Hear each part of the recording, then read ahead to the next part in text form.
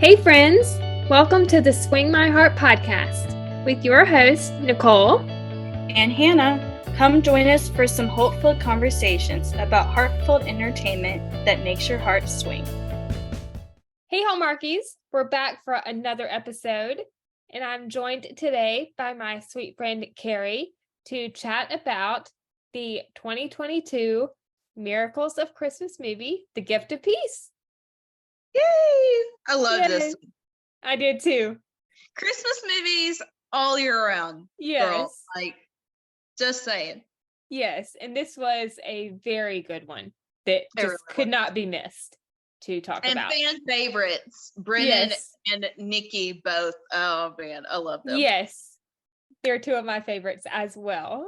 Yes. So The Gift of Peace, it stars, of course, Brendan Elliott as Michael, Nikki DeLoach as Tracy, Princess Davis as Regina, Cardi Wong as Justin Chang, Beverly Elliott as Ethel, Pete Graham as Gary Fremont, Jill Teed as Barbara Fremont, Brittany Mitchell as Melody, and Victor Sink Jr. as Greg.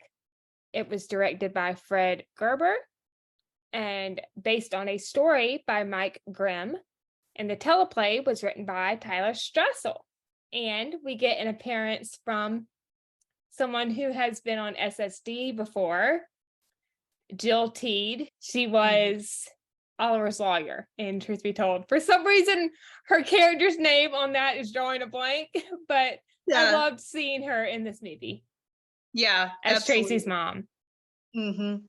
I love her as his lawyer when Shane's like, I believe Mr. O'Toole would like to know what kind of, money we're talking, whatever. Yeah. She was like, how much time do you have? Yeah. Yes. Miss Bullock. There we go. I remember her name now. It was Miss Bullock. There you go. But such a great movie. Oh, yeah. Really, really good one. Definitely a top favorite of this year. Mm-hmm. Or of 2022. Yes. Yes. It's still January. Our brains are still in 22. Our brains have not switched over to 23 yet. Yeah. So right off the bat, I loved Michael's opening dialogue in the movie. And he says, every day we pass strangers around us, exchanging smiles, friendly nods, maybe even a Merry Christmas if we're in the spirit. And as we greet that stranger, you may think to yourself, I wonder what their life is like. You might not even think about it for more than a moment, as your paths aren't likely to cross again. Yet these complete strangers would find their way to one another, forming bonds that at first may seem unlikely.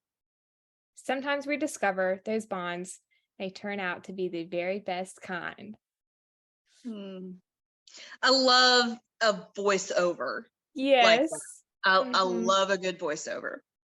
Yeah. Very well done. And I thought Brennan did a great job with that opening monologue. Absolutely. The first flashback of Greg and Tracy playing the piano and talking about her artwork, that was so cute. And I love how, they're talking about getting the painting done, and she walks over to her easel and they're joking around, and she says something along the lines of, Dear God, please let the love of my life come over here and help me finish this painting. Yes. So cute. I have to remember that for future reference. Yeah. Yes. Oh, man. And especially me, because I'm an artist myself. Yeah. Yeah. I'm creative. I cannot paint or draw. I wish, but I cannot. I can draw. It just depends on what it is. Like people, I still need work on that. Landscapes, I can do pretty well, depending on what it is. Yeah. After the first flashback, we meet Tracy's friend and manager, Joyce, and Tracy is showing off her artwork that she has been working on. I love her descriptions of said artwork. Yes. Silent knot and riding in a half-horse open sleigh. Yes. So cute. Yeah. I love it. Takes me back to Love at the Christmas Contest when he is talking about all his different gingerbread, like the Gingergate Bridge and the Leaning Tower Ginger and all that. Oh, it's so cute. Yeah. After they talk about the paintings, Joyce wants to take Tracy to the Christmas market, and that's where they meet, or that's where Tracy meets Michael, unofficially, because I don't think they really tell each other their names, but that meet cute was so cute. It was adorable. Tracy goes to pick up, I think, a little angel ornament or something, and they touch it at the same time. I love the fact that Joyce just like walks away. Yeah. Yeah. Oh my gosh. And the little dialogue between Tracy and Michael here. Tracy says, "You touched it 1 second before me, so technically you had dibs." Michael, "So those are the rules for dibs then." "I don't make the rules. I do enforce them." Why does that sound like Nikki? Like that just sounds pure Nikki to me. Yeah. Oh my gosh. And of course, Michael lets her have it. Yes. He lets her have the angel. I don't mean he let her have it like he chewed her out. I mean, he lets her have the angel. Yes, I know what you meant. Yeah. I love that Joyce comes back over there like, what was What's that? What does that sound like to you? We were just discussing this last night. Yes. Oh my word. Yeah, Nicole was helping me do a read through of a script I've been working on last night, and there was a very similar line in there, and we were having a good laugh over it, and just like picturing it playing out in our heads and specific people, and just knowing their personalities, knowing how they would deliver this and whatever. Yes. Oh man, we've had fun. Yeah, the scene with Tracy and her parents, that was very nice. I loved the bond that they had and how supportive they were of her. Yeah. The fact that Tracy's dad made her favorite Christmas pancakes. Yes. That she used to eat when she was 5, I think was how old. Yeah, like 4 or 5, yeah. Yeah. So cute. Oh, and Freddie Teddy, yes, they're looking through some of her old artwork and they pull out a piece called Freddie Teddy. Yes, so cute. Yeah. This flashback scene was probably one of my favorites, and it was the meet cute between Greg and Tracy. And, we see her looking through the photos of her and Greg when the flashback starts. And Tracy says, "Are you copying me? I'm going to tell the teacher." And then I think, he goes on to say that he's not copying her. And I think he compliments her work. And then she compliments him by saying, "I think you're in good shape." And Greg says, "Thank you. I work out." Again, similar, except the line was, "Are you saying I need to work out?" Great comeback. That was a great comeback. Yep. I love this next scene when Tracy is at the store and she runs into Michael and she's working on a painting and she didn't see him come in, and that he had walked up behind her and she accidentally gets paint on his shirt. Yes. He should have had her sign it. That would have been like, Now I have a Tracy original. Yes. You should have had her sign it. That would have been adorable. And they're talking about providing toys to the youth center, which I thought was really nice. Mm-hmm. Yeah.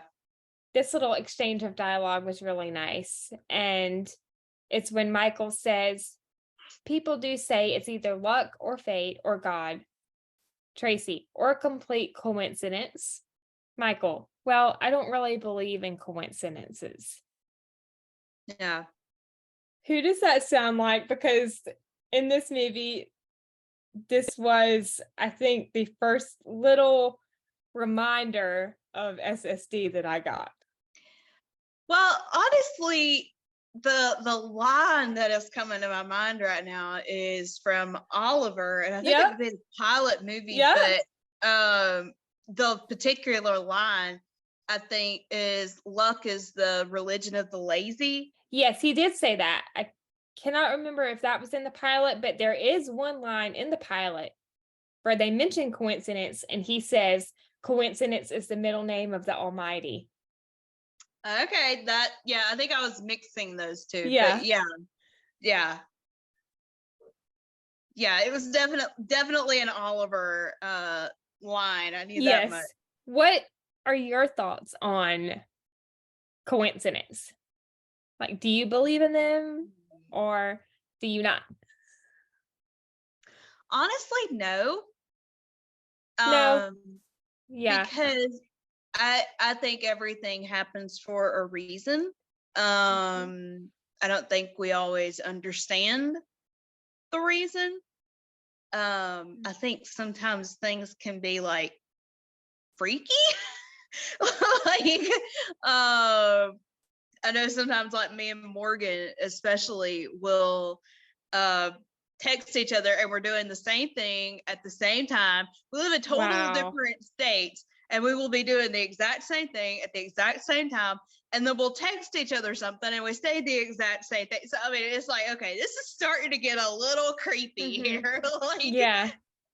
But at the same time,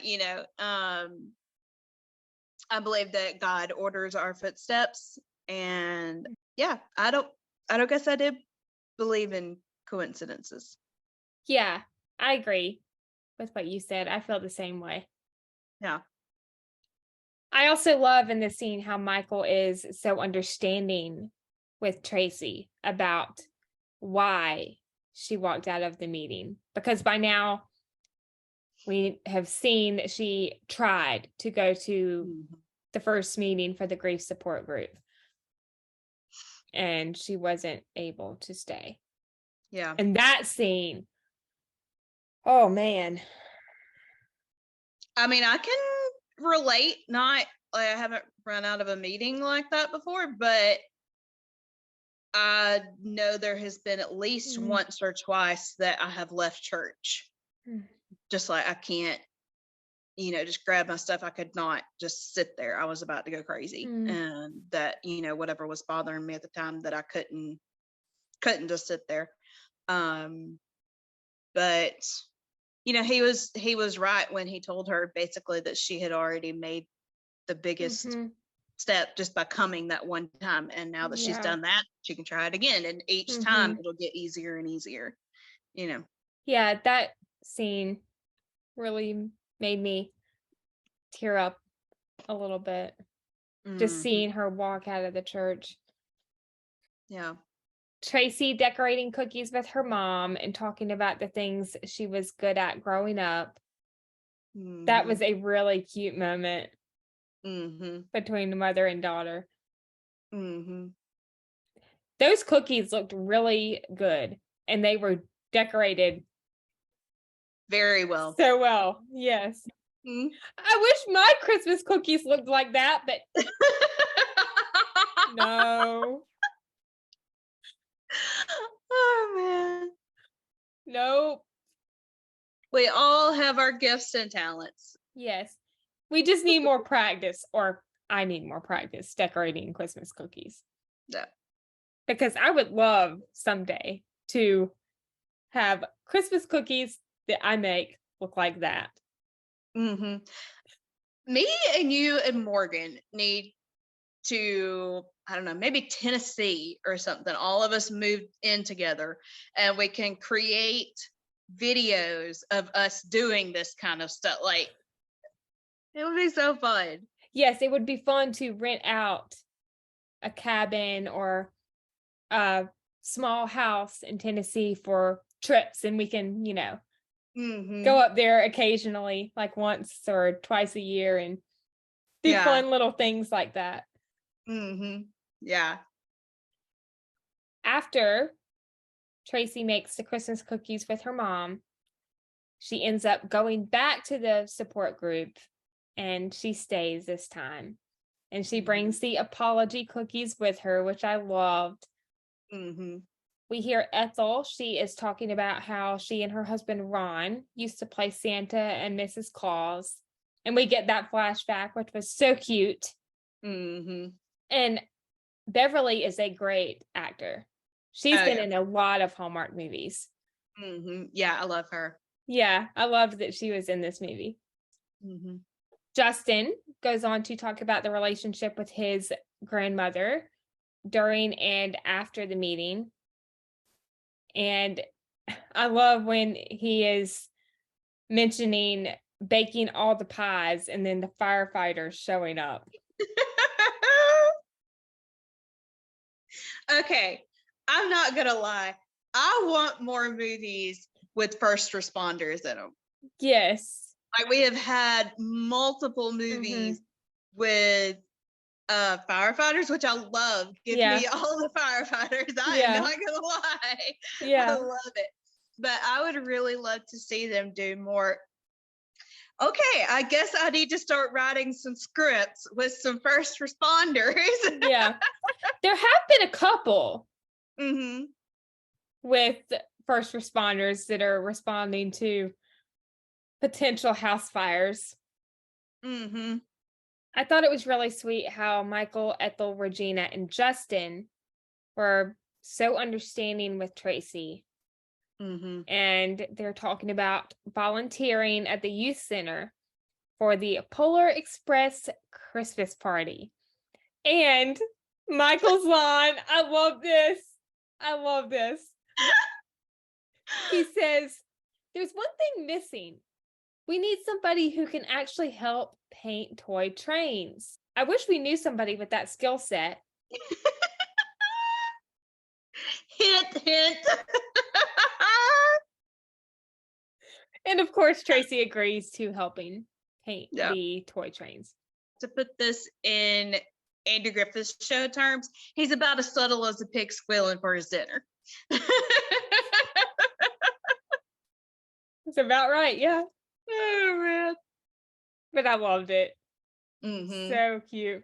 The way he's like, I wish we knew someone with that skill set. Yes. Brilliant. And very well delivered by Brennan. Yes, I agree. Like, I agree. Very good delivery. Yes. The first flashback of Greg and Tracy in the church and her head on his shoulder. So sweet. Also, can we just point out the fact that this is the same church that Oliver and Shane got married in? Yes. I mean, come on. Yes.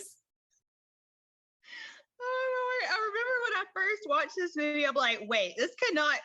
I think that's, no, I'll just talk to her about it later. Like, I was like, wanting to text you, and I'm like, no, I'll just talk to her about it later. But, oh, man, I was so excited. When the first promo came out, I knew right away. I was like, that's the same church. Aw.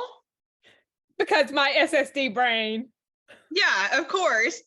Of course. But such a beautiful church. Oh, yes. 100%. Yeah. 100%. Again, using a Andy Griffith phrase, we're trained noticers. We notice this stuff. Yes. And Postables, they notice everything. Everything. I'm not even joking. When The Vows We Had Made was being filmed, we were like little investigators, like, oh, what is this? What is this? What is Oh I loved Tracy's first conversation in the church with Michael about her first impressions and volunteering. And we know that Tracy asks Michael why he hasn't shared. What did you think about that? my gosh. I thought it was a legit question. Yeah. Honestly, like I did not think. I know she like apologized for overstepping boundaries or whatever, but personally, I don't think it was an out of line question. It's like you're expecting all of us to be open books and share everything. So you don't just have to be our fearless leader. Like for me, if I'm going to, it always helps to know that the person that you're getting leadership from or whatever has been where you're at. And that they walked in the same shoes that you're walking in. Yeah. I think it was a legit question. Yeah, I think so too. I agree. I also loved his response when he said that the reason that he hasn't shared is because he's just trying to take care of everyone else and make sure that they're okay. Which, again, is good, but sometimes it's helpful to know. Yeah.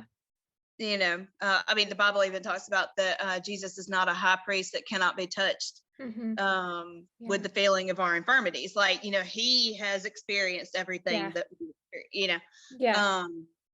So I don't think it takes away from your leadership to admit that you have struggles as well. If anything, I think it actually can open the door for more communication and take down some hesitation barriers. Yeah.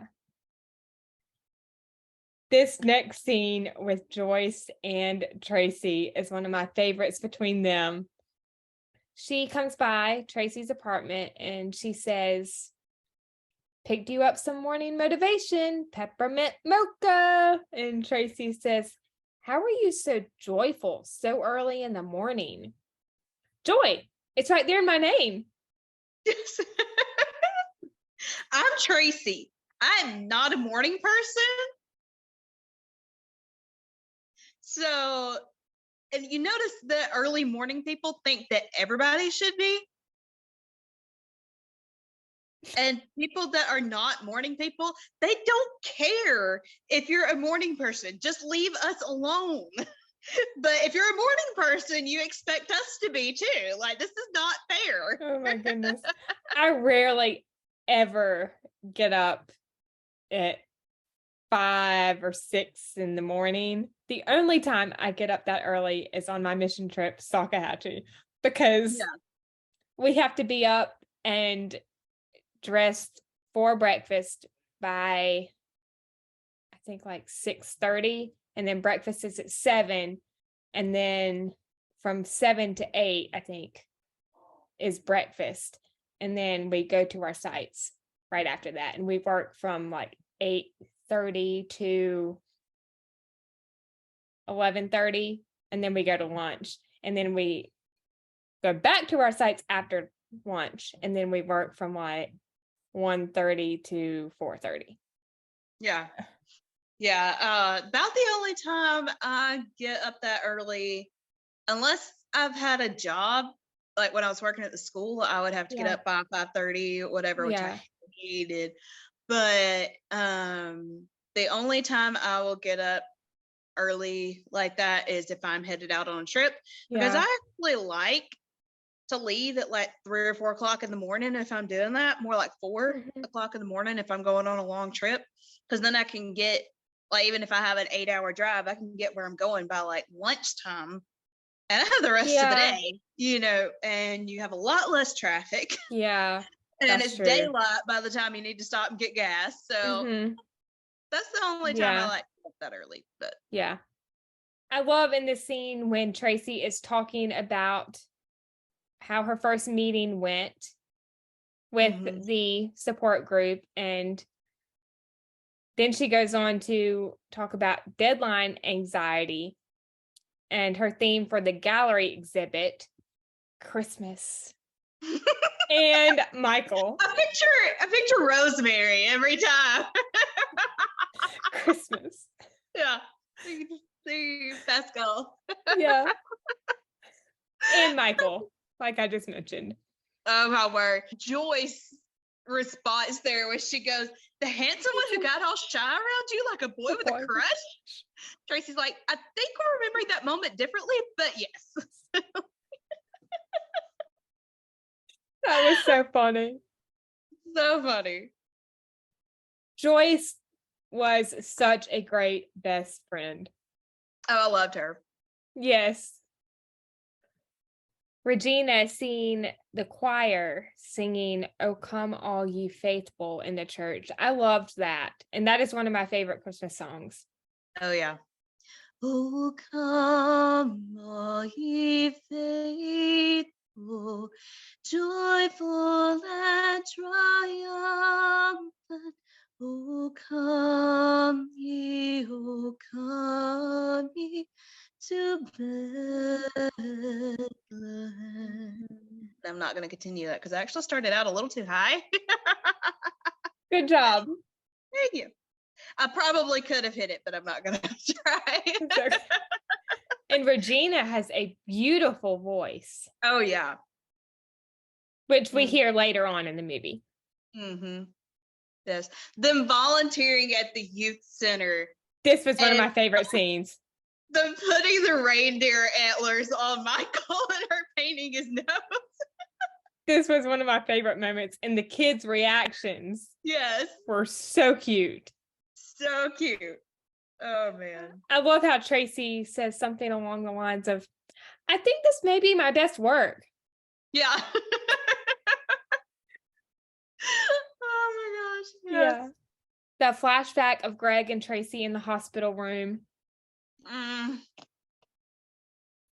cute. Yeah. So sweet. Yeah. Her compliments of him, the cuddling, and talking about how the front row are the best seats in the house at church. Mm-hmm. And the forehead kiss. There's something about a forehead kiss that I just love. Mm-hmm. Yeah. So sweet. Yeah. We see Jack give Elizabeth a decent amount of those in One Calls the Heart, actually. Yeah. If only Dan hadn't left the show. Gosh darn it. Gosh darn it. But then we wouldn't have gotten Nathan and Allie, so that's true. Yeah. Or Lucas. That's true. Yeah. But yeah, the feeling of being in the hospital. Like when my mom died, that none of us went back to see her. Well, like me and my dad, my brother, none of us went back there. Nana did, and Michelle and Brad did, but which is my mom's sister and her husband. But I remember when they asked, like, did we want to come back and say goodbye before they ceased efforts? And I said yes, and I started standing up, and I sat back down, and I said, I can't. I said, I cannot let that be the last image I have of my mother. I could not let the last thing I remembered seeing my mom in a hospital bed doing CPR on her. I couldn't let that. Oh, gosh. And my brother and my dad were the same way. They were like, she's gone, you know. When I told you I had a rough night after we stayed up till 1 o'clock in the morning doing a script to read through, I had started, like, once I finally laid down, I started having flashbacks. The day my mom died, and like I didn't just lose my mom, I lost my mom in a traumatic way. So, you know, the graphics of that are ingrained in your head. And so I had, like, started having flashbacks, and then I just started having, like, nightmares on top of that, and it was just like crap, you know, trying to get through the day, you know, and thankfully it turned out to be a really good day. But yeah, sorry to bring the whole mood down there. Okay. Yeah.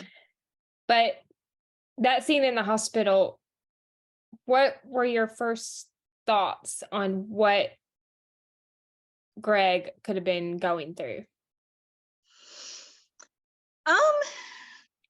Because it wasn't mentioned in the trailer, really. Yeah. Honestly, I guess I kind of figured it was cancer or something. I don't really know if I think I probably just thought it was cancer Yeah, of some I sort. thought the same thing. I figured it was some kind of illness. Mm-hmm. Yeah. And usually it is something like that in these Hallmark movies. Mm-hmm. What was it you said when we reviewed 5 More Minutes? It's never just a headache. Yeah, Mm-hmm. it's never just a headache. Yeah. Tracy stopping by Nine Bakery. Mm-hmm. The quadruple chocolate donut looked really good. But at the It same did. time, I would want some vanilla ice cream and a glass of milk. yeah. At the same time, I could probably only have one at a time Mm-hmm. because of that much chocolate. Oh my word, yeah. I make brookies sometimes, which Mhm. are chocolate chip cookies baked on top of brownies. But these brownies actually have chocolate chips in them. Oh, wow. So they're delicious, They look good. but they are like, yeah, you do not eat much at a time, and you definitely want a glass of Oh, milk my with it. goodness. That's like the Coca-Cola cake from Cracker Barrel. Oh, I cannot eat that without the ice cream. yeah, they sound good. The brownie. The brookies. Yes, I couldn't think of the name of it for Yeah, a second, but they do sound really good. they are pretty good. This is another top favorite scene in this movie, and it's Michael and Tracy's second conversation in the church and the flashback of Greg and Tracy. Mm-hmm. This is when Michael says, God answers prayers sometimes in ways we don't expect. All you need is to have faith the size of a mustard seed. Mm. Isn't that such a beautiful reminder? Yes.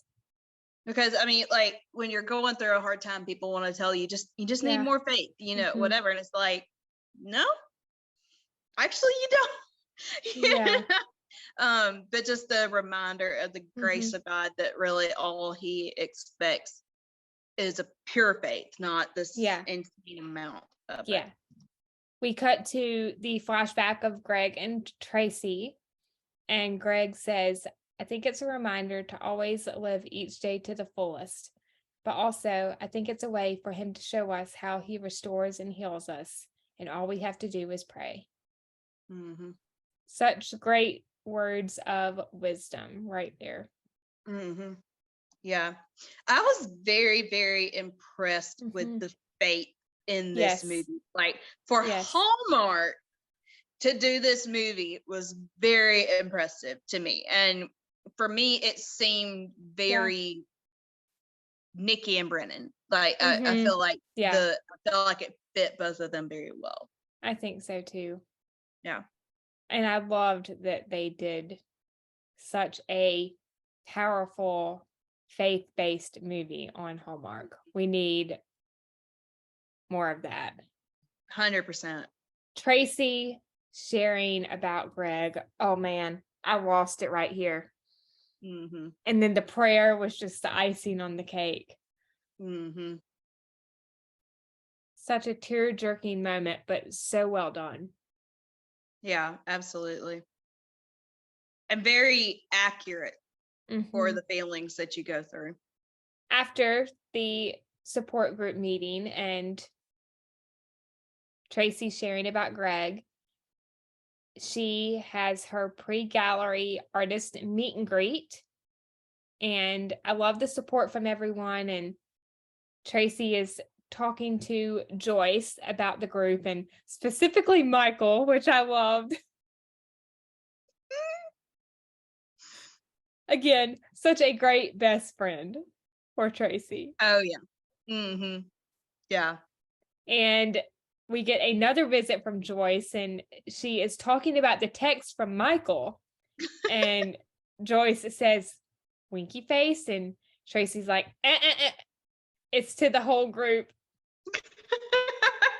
Like, don't go, nip it in the bud. I'm going to keep using Andy Griffith references here, apparently. I don't know. I love it. We've already talked about not being a morning person thing, and then he drags them out there To the early morning hike. Mm-hmm. Those views of the sunrise and the gazebo. Oh my word. Oh, yeah. So beautiful. Before they get there, though, we have to mention the fact that Tracy's the only one that stayed awake during the ride up there. Yep. And Michael bet her that he could make her laugh before the end of the day. And that the stakes were that the loser had to buy the other one a dozen treats of their choice from Justin's Bakery. Mm-hmm. So how he did this,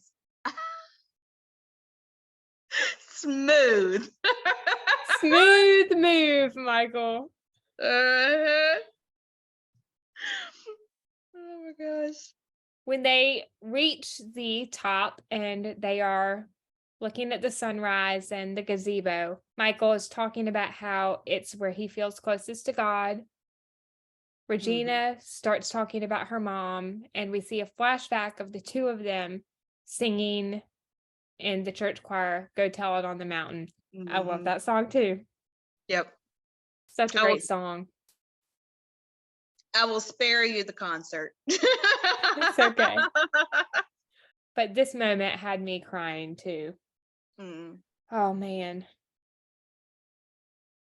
Such phenomenal acting from Princess. We get to the moment where Michael makes Tracy laugh, and he's talking about his back pain and if she could carry him down the mountain.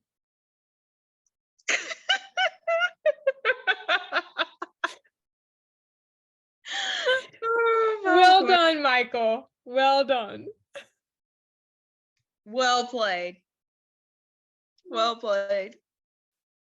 And then he invites her to be his partner for the gift wrapping contest. And the gift wrapping contest, I loved this scene. Yeah.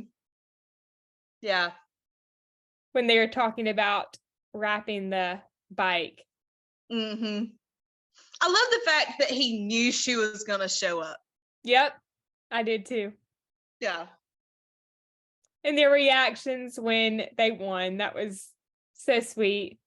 How he picks her up, and we need to follow up to this and see them on this vacation they won. Yes. What was the prize again? It was like a ski trip or something. A ski trip, yeah.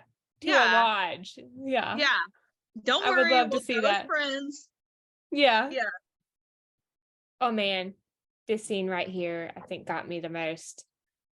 And it is Michael and Tracy's first conversation in the gazebo.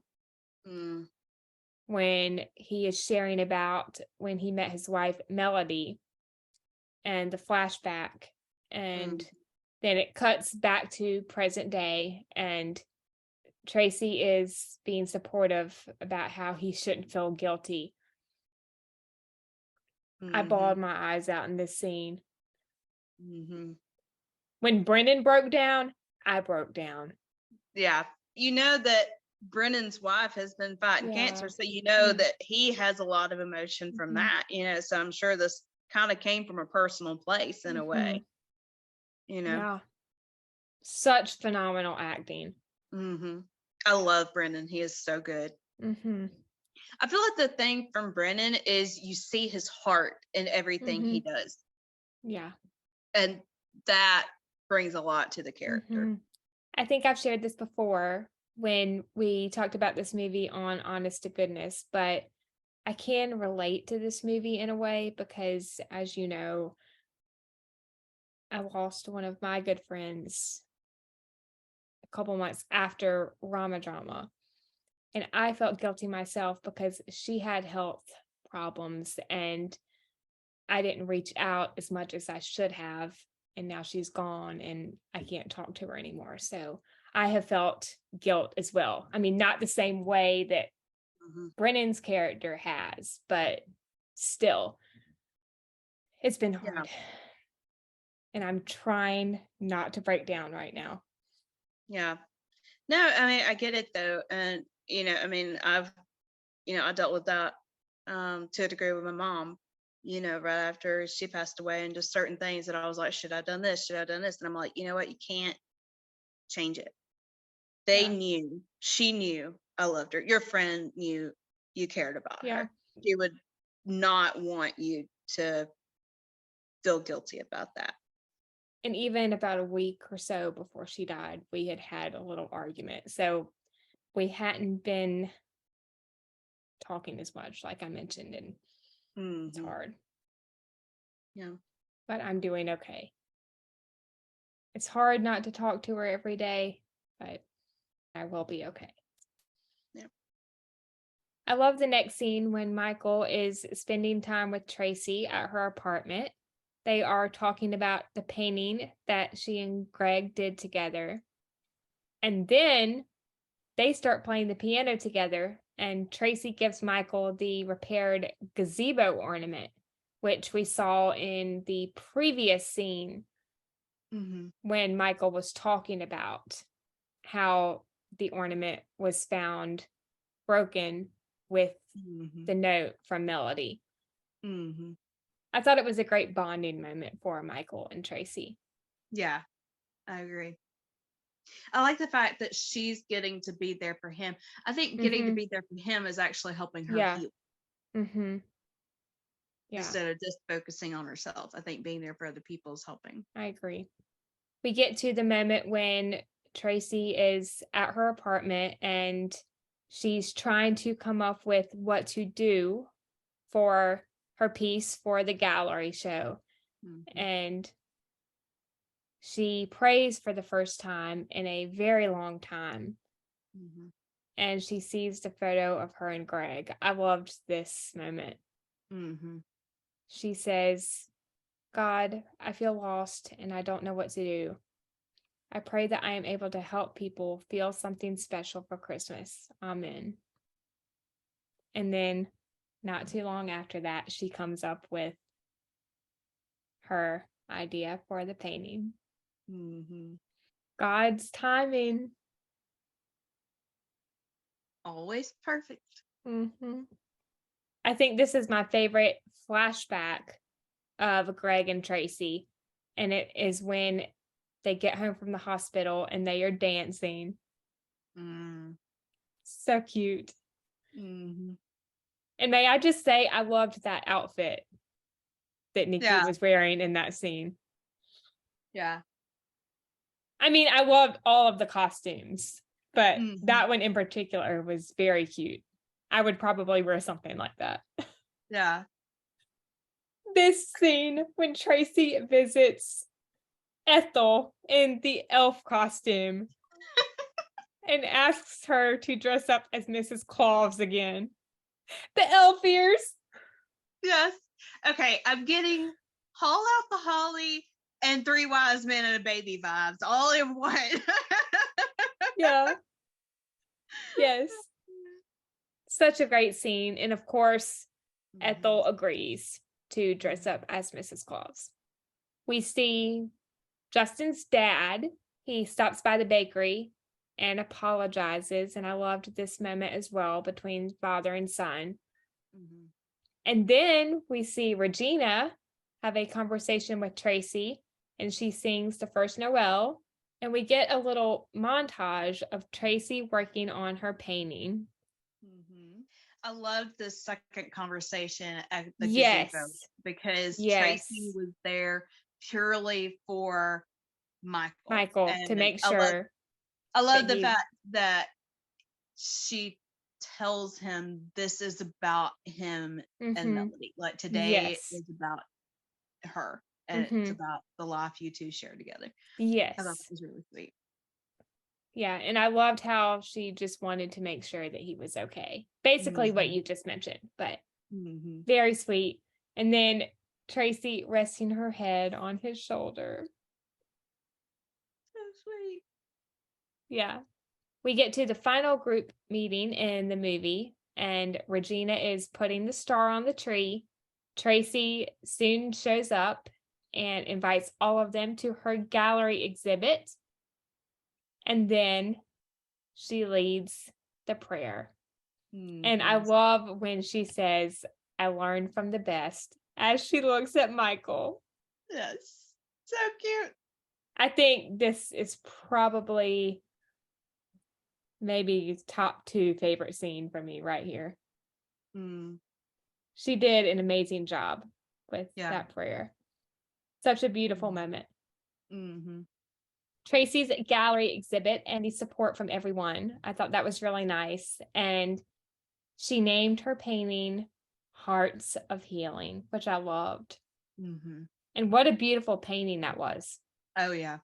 I would love to know who actually painted that, because they did an incredible job. Oh, yeah. To end off the movie, the Christmas Eve service with the balloons, Michael's speech and prayer, Regina leading everyone in song to Silent Night, and then Michael and Tracy's conversation about him wanting to learn how to paint and moving forward as slow as they need. And in my opinion, one of the best ways to end a movie like this. Yes. I loved it. Like, I love a movie that does not make me miss the fact that the couple did not kiss. Yeah. Like, some movies, you're just like, okay, like that didn't really work. But this one, it completely worked. And I thought it was so sweet because he was being so respectful of her in that moment. He was not trying to force anything. She was not doing anything that she was not ready to do. I thought it was very, very sweet. Yes, I loved it. There's something about a hand kiss. I know. It's quite continental. Yes. Do you even know what I'm referring to there? I was just agreeing with you.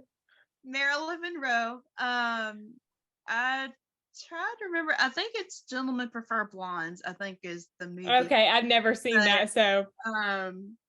It's one that's on my list. I've only seen it once, but I think that's the movie it's in. The song "Diamonds Are a Girl's Best Friend." And like after it kind of goes through a little, like kind of talking through the beginning of it, the first verse, I guess, starts out with "A kiss on the hand may be quite continental, but diamonds are a girl's best friend." So that's what I was here. And I sang this song karaoke on the cruise that I went on.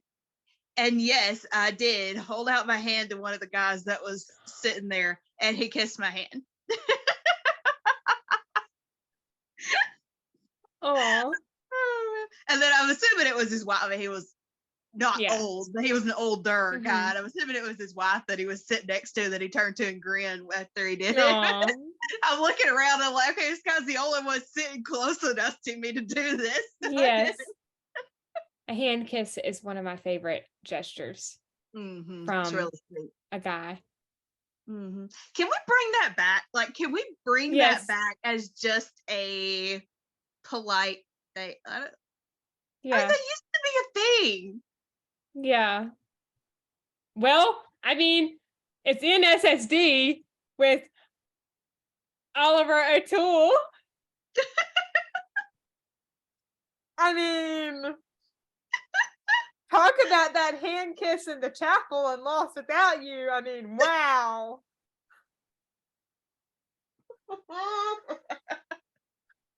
That one should have been an actual kiss. I'm just saying. Okay.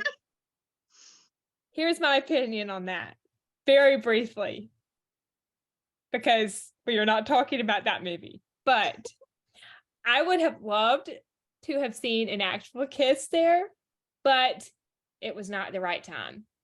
Yeah. I want that so bad. Like, I want there to be somebody that wants everybody to know I'm with them. Like, that just so sweet. Yeah. And even in this movie, the hand kiss, my heart is a puddle on the ground right now. Yes. I But know. perfect way to end it. And like you Mhm. said a couple minutes ago, I didn't miss an actual kiss. Yeah. I'm glad that they ended it with a hand kiss. Yeah, 100%. It was very Yeah. appropriate for this story. Yeah. Can we please Mhm. see another movie with these characters Yes, please. and Brennan and Nikki? Because Mhm. amazing job. Absolutely. And the whole cast. I would love to see all of these characters again. Mhm. Mhm. Well 100%. done. Phenomenal acting from the entire cast. 10 Incredible. out of 10. Yeah. 10 out of 10. Mhm. With the star on top of the tree. As an 11 out of 10. Oh, my word. Well, this was so much fun. Thank you, Kerri, for joining to talk about this beautiful movie from Hallmark Movies and Mysteries. Thank you so much for having me. It's always fun. Of course. And we will definitely have you back again. Can't wait. All right, Hallmarkies. I think that wraps up our review of The Gift of Peace. Thank you so much for listening. We hope you have a great day or night wherever you are in the world. And we will see you next time. We love y'all. Bye.